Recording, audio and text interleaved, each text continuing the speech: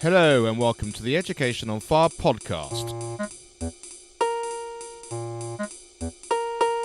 The place where we share creative and inspiring learning in our schools.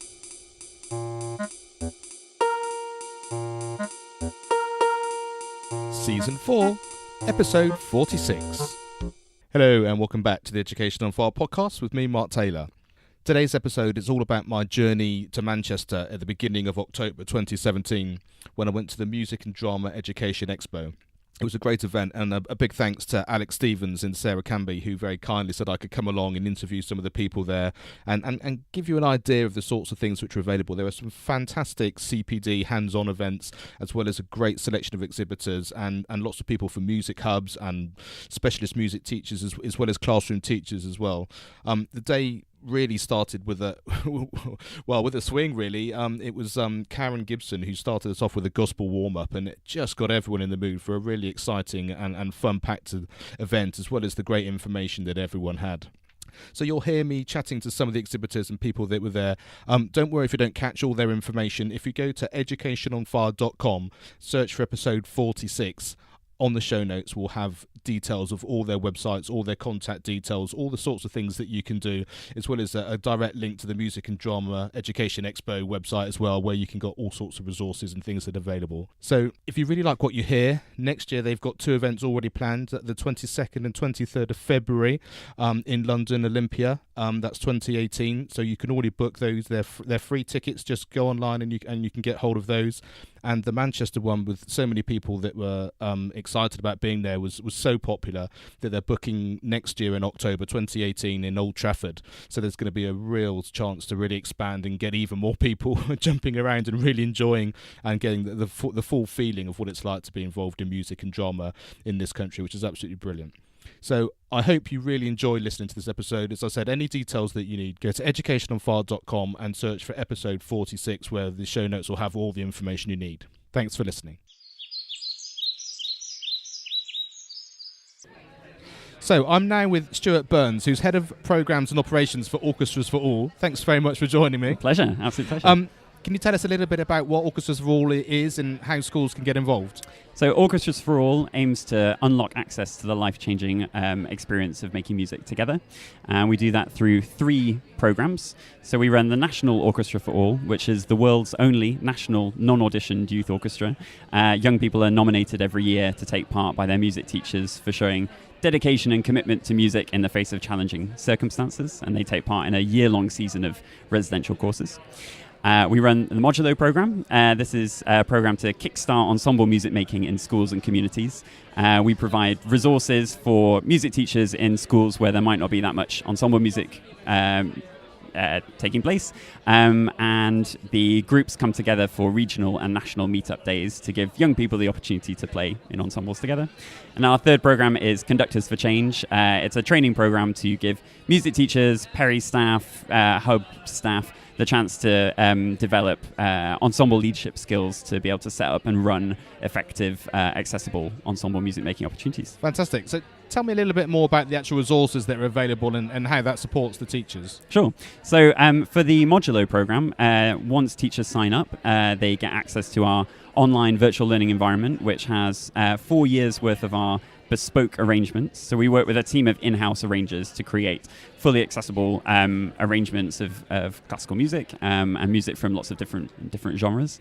And as part of the Conductors for Change program, we're going to be running some online modules that prospective conductors can take part in to learn lots of different skills around setting up and running accessible ensemble music making opportunities. Great. And in terms of standards and ability, does it range from beginner ensembles literally sort of up to grade 1 and beyond, or is there a standard that you need to enter at? Absolutely no standard required. So we work, all of our arrangements work for musicians from pre-grade 1 up to post-grade 8. And because we work with in-house arrangers, teachers can come to us and say, oh, I've got these young people in my school who have these specific support needs or specific kind of access requirements, and we can create bespoke parts for them. Fantastic, and that's the thing that you need as a teacher, but you never quite know where to go to. So it sounds like you're really sort of ticking all those boxes in terms of really helping that out. So in terms of cost and what the school would need to invest in order to do that, what's the range of prices for that? So for the modulo program, to take part for a year costs £250 per school, and that covers access to all of the resources, both past and present, and access to the regional and national modulo meets. But obviously we are very conscious that not all schools have a great deal of money, so there are definitely kind of financial bursaries available for schools who would benefit from this the most. Great. And what sort of venues do you do your sort of regional and national meets? What sort of experience do the children get when they get to perform? So performance is an incredibly important part of all of the work that we do, and we try as much as we can to create quite impactful and inspiring performance opportunities. Previous performances have taken place here in Manchester at the Bridgewater Hall, at the South Bank Centre in London, and we try to use sort of high-profile venues in local areas as much as possible. Yeah, so they really feel like we're going to really do something special and get the excitement of all of that as well. And I quite like that opportunity. We're used to performing in school, we're used to performing into our school hall. Where do we go beyond that? And that sounds like you really sort of enable that to happen. Exactly, and some of the young people we work with may never have played in an orchestra before, or, as you say, may have only played in their school assembly before. Yeah. So it gives them a chance to go outside of their school environment, see a different part of their city or a different part of the UK, and crucially to meet other like-minded young musicians who equally love to play in an ensemble together. Yeah, fantastic. And so I guess also it doesn't really matter how big your ensemble is in your school, because when you're then doing it as a massed ensemble, either regionally or nationally, you can just come together and then you fit the whole thing together as a large orchestra. Precisely. For the modulo program, generally modulos are between 4 and 8 players. We have some schools that have ensembles of 20 or so, but it just means that really any size of group can come and take part in this program. Brilliant. It's very flexible. Fab. Well, thanks so much for chatting to me. It sounds like a really, really exciting project, and wish you well with it. And all the links and everything will be on the educationonfile.com website, so they can find you and click through and hopefully get lots of people signing up. Brilliant. Thanks very much. Led by Snape Maltings and born out of the Benjamin Britten centenary, Friday Afternoons is about encouraging young people to sing their newly commissioned songs and support material aimed at helping teachers develop their students' skills as performers, listeners and composers. All resources are available free on their website, and I'm chatting to Emily Barden, who's the project manager of Friday Afternoons. Welcome to the podcast. Thank you very much for having me. So, can you give us a little bit of background about what Friday Afternoons is and what the project's all about? So, Friday Afternoons was born out of Benjamin Britten writing a set of songs for his brother's school children to sing. He would have been 100 in 2013, and so to celebrate that centenary, all of those Friday Afternoon set of songs were made available for free on a website, fridayafternoonsmusic.co.uk. It was only supposed to go that far. It was supposed to be a one-year project, but it was so successful, and so many of the children across the country, and in fact all over the world, ended up singing the songs. We thought it was too good a project to leave there, so every year since have commissioned new composers to be inspired by the Britten set of songs and write new Friday Afternoon songs, all of which you can now download from our website, and it's a freely available resource. That's amazing. And so the songs that have been created by new composers, how do you come across the composers you want to use? Do they apply, or are they people that you know about already? We try and do a mix of established names and also encourage emerging up-and-coming composition talent. So we, in 2014, got 12 different composers to take a traditional folk song and rearrange it, again, sort of a la Britten, so with really complex and interesting piano parts, but with singable melodies on the top. And from there, we sort of talent spotted a few different people and asked more people to do some stuff. So we got a fantastic set in 2015 from Nico Mooley, which are a beautiful set of songs. Then we got Jonathan Dove, who's a very well-known name, to do 2016's set of songs, which have just been a fantastic success. They've been sung all over the place. Really, really singable songs. And then for 2017, we've had Luke Stiles and Alan McKendrick working together. They've been working on an opera project. Alan's a librettist and Luke is a composer, and they've written a really exciting set of songs, and it feels a bit more operatic. It feels like it's really thematic, so it's looking at the adult world through a child's eyes. So these songs are nonsensical and whimsical and interesting, and I think a really great point for creative work to be started. Yeah, and it just sounds like this whole organisation, it just gives teachers a new set of resources they haven't come across before. And as we were saying, the fact that they're free means that, you know, it's something that's not going to come out of a school budget, and also they're only as well. So you have a combination of all of those elements. Absolutely. And also the fact that they are free and online means that if you want to link with other schools, it's really easy for you to just say, okay, well, let's do X, Y and Z songs. Everybody learns them in their own environment and then comes together at a central point to perform. Another thing that we absolutely encourage is creative responses. So it might be that you take one of the existing songs and think, okay, well, what would I do with the same theme? Or what would I do if I took this set of lyric? How could we make this a different song? Or what would happen if you tried to do an R&B version of this song? How might that work? And then again, to get together with other people and share those responses make some really interesting projects. So it really is the epitome of creativity, isn't it? You have the resources that you can just start with, but from there you can really go in any direction that you really want to. Absolutely. And on the website there is a showcase section where you can, if you're looking for a bit of inspiration, you don't quite know what you want to do, on Showcase lots of other people have uploaded what they've done, so you can get a little bit of an idea of things that you can do. So there's a fantastic sort of hip-hop Abram Brown on there, and all sorts of other versions of songs that people have uploaded. Fantastic. And you would show me through your website as well, there's also a section where you can actually pinpoint where you're doing your work in your school on a map, so that you can actually see the selection of schools that are involved, and it really is sort of a true sort of community event. Absolutely. Our tagline is Join Our World of Song, and it really does do that. If you look at the map, you can see that there's activity going on across the globe, all using Friday afternoons. It's also nice to know which schools in your area might already be involved in this project, because you could perhaps link up with them and get some inspiration from them. Fantastic. Well, thanks so much for chatting to me. And so the best place to go is fridayafternoonsmusic.co.uk, or you can also follow on Twitter, which is @FridaysPMS. Absolutely, and we would welcome new visitors all the time. Fantastic, lovely. Thanks very much. Thank you.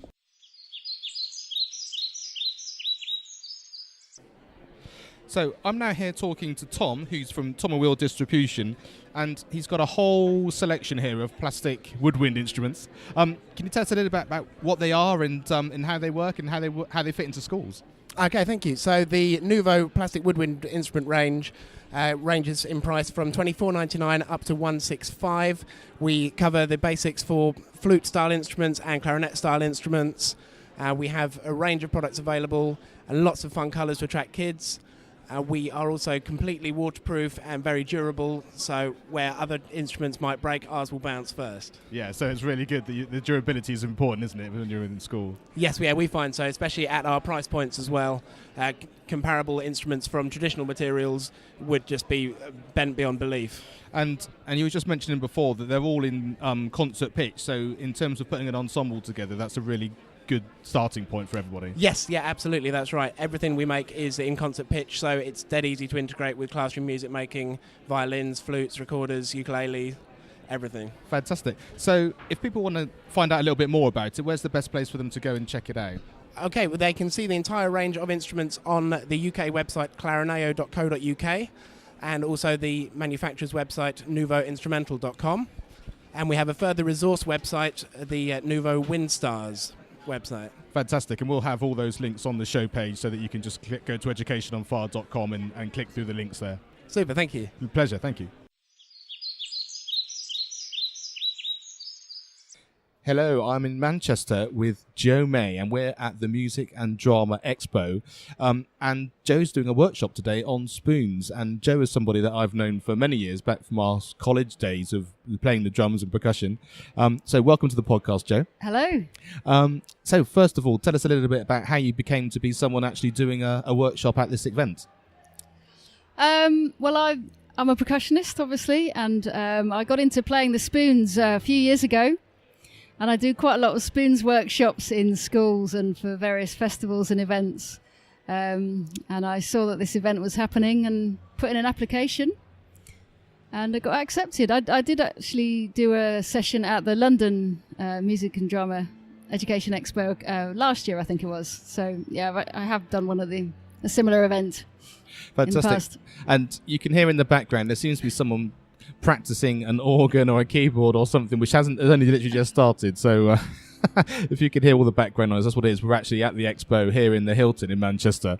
So there's lots of people around and lots of people demonstrating things. So yes, you can be part of the whole atmosphere here as we actually do it. So Jo and I are going to chat a little bit about the kind of workshops that she does, and then she's going to give me a demonstration of how to play the spoons.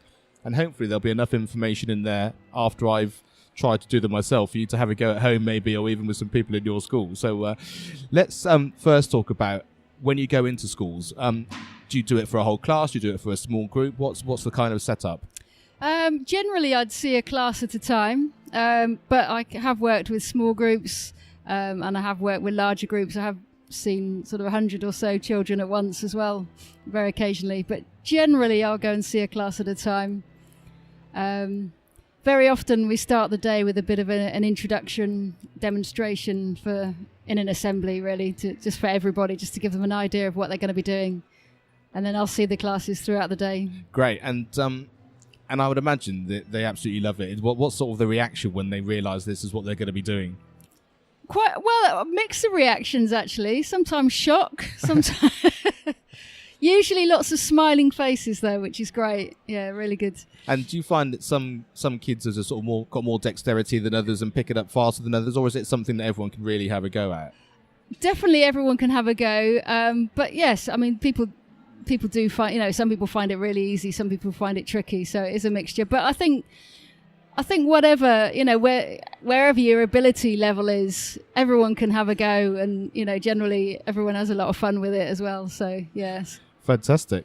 And who would you actually take your workshops to? You go around all the way around the UK, or is there specific areas that you generally target? I suppose I'm targeting more the Midlands, where I live now. But, I mean, I go anywhere, really. Yeah. So how long typically would your workshop last for? Is it sort of an hour, that sort of length, or do you have a different kind of setup? It really varies depending on what the school wants. Quite often the school will want me to see as many classes as possible, just to give everyone a little taster, really. So sometimes it'll only be 30-minute sessions. Sometimes it'll be an hour or so, which is great. And the flexibility is great for the school, isn't it? Because then you can fit into their timetable and yes, absolutely, around breaks and lunches and all that. Yes, sort of thing. It's not a set length. I can can tailor it to what people want, really. Yeah. So tell us a little bit about the spoons themselves. What do they have to be? Metal? Can they be wood? I mean, what do they have to be made of? Can you just literally go to your cutlery drawer and take out a spoon and have a go? Pretty much, yeah. I've actually got a suitcase of spoons that I carry around to schools. I've got lots of metal ones, which are generally just the kind of spoons that you'd find in your cutlery drawer. They do vary. The more curvy spoons don't work so well, because when you're holding the spoons, there needs to be a gap between them so you can actually get a sound when you play. Yeah. So if you've got the curvier spoons, sometimes it's harder to get that gap. And again, different size spoons, it'll vary. To be honest, it's a question of trying them out a lot of the time. But sometimes the straighter spoons work better. But if you've got a deeper bowl, you get a better sound. So it's that compromise between the sort of sound you might want as opposed to what actually physically works with your hands and what you can actually do. And I guess for primary schools, you need slightly smaller spoons or... To be honest, sometimes the smaller spoons are harder to hold because some of the other spoons, I've got a bag of teaspoons. I've got some small wooden spoons from an Indian cookery shop, and actually people don't tend to use those so much because they're a bit trickier to hold on to. I think sometimes slightly bigger ones are easier to hold. But I've also got some wooden ones that are made specially for playing, which have got grooves in. So when you put them back to back and hold on to them, they've actually got like a little finger hole.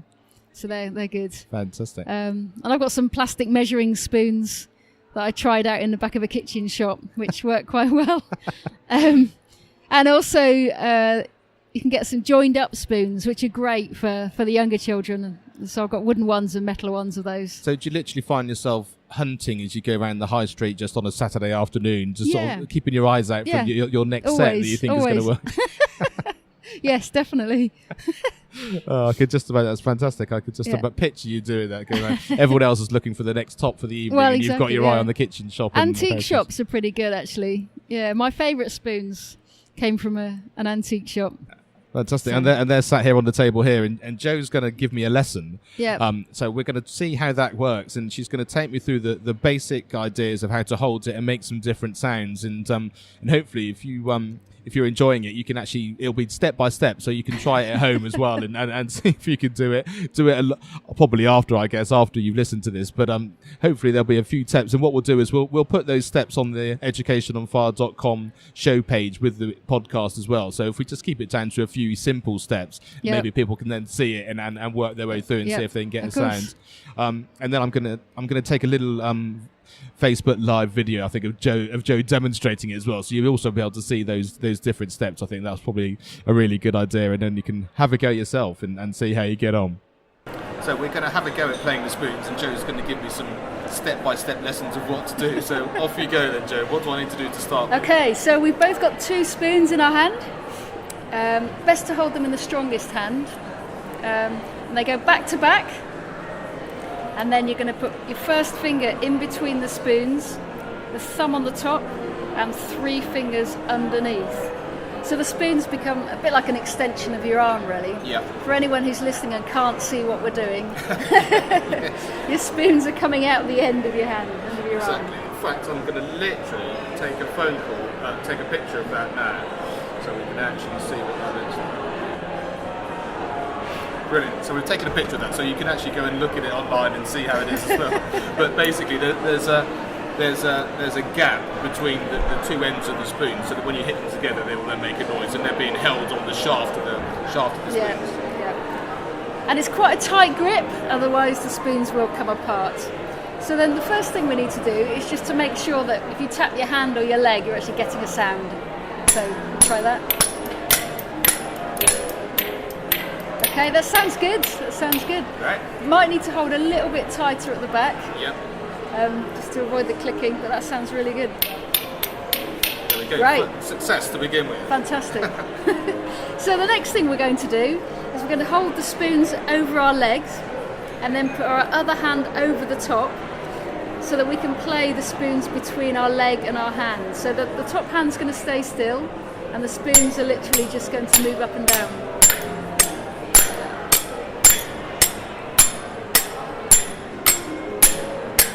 Okay.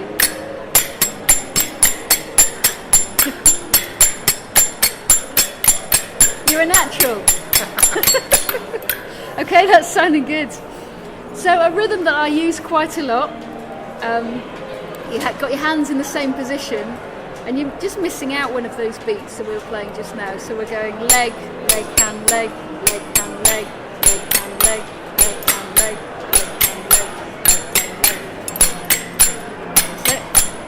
If you want to, you can move from one leg to the other. Easier for someone else.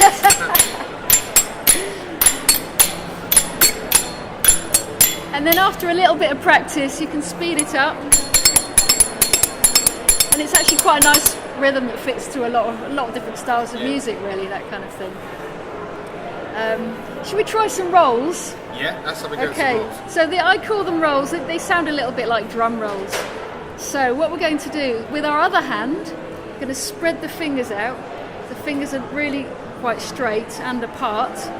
And then you're going to hold that hand over your leg, not touching your leg, just above your leg. And your fingers are quite stiff, and you've made a bit of a funny shaped ladder with your fingers, really, over your leg. And then you hold the spoons at the top of your fingers and just run them down and land on your leg at the bottom. That's it. So the stiffer you can get your fingers, the better this tends to work. Yeah. And the other thing is to not push too hard. If you push too hard, the spoons get stuck and it doesn't work. So very gentle. You can also go from your thumb if you want to, do a bit of a semicircle. Or you can run down the backs of your fingers if you want. That's just starting to show off. It just hurts a bit more. It's a great sound, isn't it? It is, yeah, it's really nice. Shall I show you the wooden ones as well? Yeah, let's hear the difference between the metal and the wood. You can hear the wooden ones. It's a great, different sound, isn't it? It really is. Yeah. So what we could do is we could put together the two things that we've done so far, the roll and then the playing between your hand and your leg. So if we do the little roll onto your leg to start with, as you get to the end of that, you turn your hand over, ready to, you can play against it. So we're going to go roll, leg, hand, leg, leg. Roll, leg, hand, leg, leg. Roll, leg, hand, leg, leg. Roll, leg, hand, leg, leg. Roll, leg, hand, leg, leg. Roll. That's it. Brilliant. Okay. Fantastic. Okay. Well, there you are. There's the first lesson of how to play the spoons while we're actually at the expo.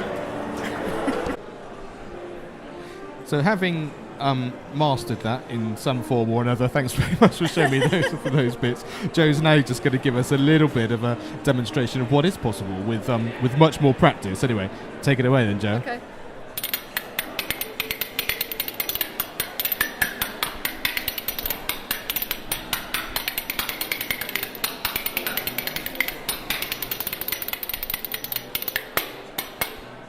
Brilliant, that's absolutely fantastic. There's so many notes in there. It's amazing how that comes off. Brilliant stuff. So if you've been inspired by all of this and you'd like to have a spoons workshop in your school, so Joe, tell us, what's the best way of people getting in contact with you? How can they find out more about it for themselves? Probably best through my website, actually, which is www.joemaypercussion.co.uk. Fabulous. So joemaypercussion.co.uk. And Joe May is just Jomay. Fantastic. So, yeah. And what sort of stuff have you got on there? Have you got details of the workshops and pricing and all of that sort of thing as well? Yep, there's details of the workshops, pricing if you just get in touch, because sometimes I work with a fiddle player, sometimes I work by myself, and different lengths. So just get in touch about that. Make it fit for each school. Yeah. And I bring lots of spoons. I've got a suitcase full of spoons that I bring to each school, so you don't need to provide them. Fantastic. So you haven't got to send a letter home from school saying please bring in the dessert spoon or please bring in the breakfast spoon. But you're welcome to if you want to do that. That's great. If a child has a favourite spoon they'd like to try and do, they can actually do that as well. Fantastic. Well, thanks very much for chatting to me today. Thank you. I really look forward to your workshop this afternoon. Great. I'm looking forward to it too. Should be fun. See if I might get a little bit of Facebook Live on there to be able to just see yeah, exactly what really it is that's going on. That'd be really good. Brilliant. Thanks very much. Thank you. So I'm now here with Stephen Huckle, who's the director of Unistage, and I know lots of people have in their school hall, they've got staging they need, and Unistage can be a bespoke stage organisation that can actually give you exactly what you want, and you can build it up from just literally one small part of staging, and he said almost to a football stadium, so it can be anything that you need. So I thought it'd be a really interesting thing for you to listen to, exactly how you can get exactly what you need for your hall rather than just actually having to make do with maybe what you've got, or if you're looking to replace it with some new things, this might be a really good place to start. So welcome. Thanks very much for being on the podcast. Yes, great to visit us here at the Music and Drama Show in Manchester. Fabulous. So can you give us a little bit of history about the company and how long you've been going? Yes, the company was formed in 1999. It was an idea that I had for a multifunctional staging. The reason why we called it Unistage, because it's so universal. It can be used as staging, it can be used as staging podia, it can be used as display units for the craft fairs for the children, it can be used as gold, silver and bronze, first, second and third, or gold, silver and bronze, as I say, for sports day. So it's a great podium and great for ceremony giving for the winners of the competitions, because you've got the three different heights, predominantly three different heights, which is 180mm, then to 360 and to 540. And if you arrange them in the right way, then you will get the gold, silver, bronze. Absolutely, which is a great podium. Fantastic. And you were saying that you have people contacting you who literally just have to extend the stage that they have already, maybe, or they have a certain space they need to fit into. So is it just a question of contacting you and you can then design exactly what they need? That's right, yes. We've got a standard range of products which is in our catalogue and on our website. So you can choose to use any array of sizes you want. We have got standard sizes, a set 12, a set 24, a set 18, 15, up to set 60. Even, you can go as high as you want. As you say, you mentioned a football field, so we can stage it anything that you want. But we're predominantly, because we manufacture the product, we also get a lot of requirements for staging for churches also, and for village halls, where they've got a certain size, a certain wall to wall, and we've got so many different arrangements and frame sizes that we can either arrange something that will sit there, or we'll bespoke it for them to go around a particular dais in a church or a podium, etc. So again, that's the beauty of our product. It's universal and we can fit it wherever you want. Fantastic. And where's the best place for them to come and look at your website? I see down there it's unistage.co.uk. Yes, www.unistage.co.uk, yes. Fantastic. Many thanks for chatting to me. No problem, thank you.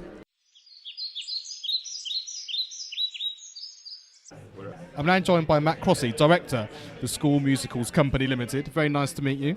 And you. Yeah, thanks for having me. Can you give us a little bit of an idea of what what your company's about and what it is that you're offering here? Yep, we're a very new company. So we launched in January of this year with a mission to develop really engaging musicals for predominantly upper key stage 2, lower key stage 3, and also for youth theatre and drama groups. So taking great stories with engaging characters, lots of great parts, and up to date with it songs that kids are actually really going to enjoy performing, and teachers will enjoy teaching. And that's the most important thing, isn't it? Having fun, just really having fun. Absolutely, yeah. And so, what sort of stories and what sort of musicals do you cover? Well, so far we have released 6 musicals. We started, our first one was called Paws and Claws, which is actually really a version of Romeo and Juliet, but with a group of cats and a group of dogs, and one of the cats falls for the dog, and that was really popular. Then we worked with Great Ormond Street, who owned the rights for Peter Pan, to do a version of Peter Pan going back to the original version, so not the Disney-fied thing, and that's Fantastic, which has been our most successful musical. It's been performed all over the country and just seems to be gathering legs. We just keep hearing of shows all the time. Then we did Dr. Dolittle and the Monkey Mayhem, so looking at one of Hugh Lofting's original stories for Dr. Dolittle. I would just say that's a romp, brilliant for boys. Lots of our musicals have raps in them to engage boys. And then we started on Christmas. Actually, we started on Christmas just after launching the company. So, and we have one nativity for early years written by a very well-known writer called Nicky Davis, who's joined us as a writer. Follow the Star, which is a lovely piece for 4 to 7s. And then Tom and myself have written a Christmas musical called the Amazing Advent Calendar, which is about a slightly disgruntled boy who isn't given a chocolate advent calendar. He's given an old-fashioned paper one by his grandparents. But in the middle of the night, he hears a noise and goes over to it, and he's whisked back 2,000 years, and witnesses the story around the birth of Jesus, but in a non-preachy, more of a historical, fun way. Yeah, fantastic. And we're working on new things all the time. So later on this month, we have our Egyptian-themed musical coming out called Who's Your Mummy?, which is about a mysterious mummy that turns up in the British Museum. Nobody knows who she is, and 2 children accidentally bring her back to life by taking a selfie, and the flash brings the mummy back to life. The mummy follows the kids. It's a real kind of fun romp. The songs are great, and people are going to love it. That's really good. And I can see here you've also got the music and the story and everything, but you've also got CDs as well. So. Absolutely. So if you don't have a musician, that should not be a barrier. Our CDs come with vocal versions and with really amazingly well-recorded backing tracks. We've invited all sorts of interesting players to perform on our CDs. The chap that does X Factor Judges' Houses has played guitar on Who's Your Mummy. It just adds another dimension. And we're trying to make things sound well, kids are really sophisticated. Their tastes are sophisticated, and we're trying to cater for them. They want to hear things that sound great. Fantastic. Sounds really exciting, and I wish you the very best with it. Thank you very much. Lovely. Thanks for chatting to me. So thanks for listening, and I hope you got some great content and some inspiring things to do in your school. Thank you to everybody who was on this podcast and shared the fantastic work that they're doing. And I look forward to maybe meeting you in 2018 at the events in London and Manchester. Thanks for listening to the Education on Fire podcast. For more information of each episode and to get in touch, go to educationonfire.com. Education is not the filling of a pail, but the lighting of a fire.